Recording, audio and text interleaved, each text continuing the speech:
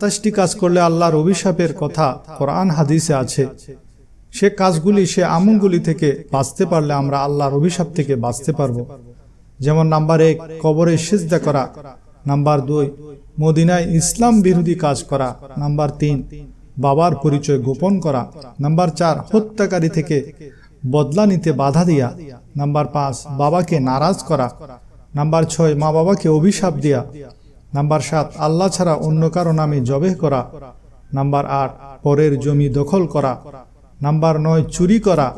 Number 10, উপর হয়ে ঘুমানো। নাম্বার 11, গুনাহ করে তা প্রচার করা। নাম্বার 12, শরীরে উল্কি আঁকা। নাম্বার 13, পরচুলা ব্যবহার করা।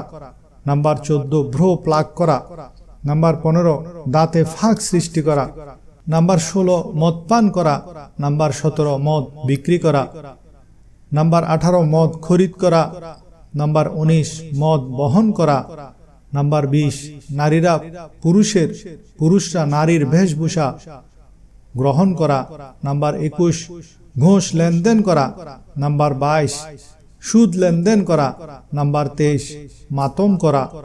নাম্বার 24, স্ত্রী স্বামীকে নারাজ করে রাত কাটানো। নাম্বার 25, আজান শুনেও নামাজ না পড়া। নাম্বার 26, আত্মীয়তার বন্ধন ছিন্ন করা। নাম্বার 27, নবীজির শানে কটূক্তি করা।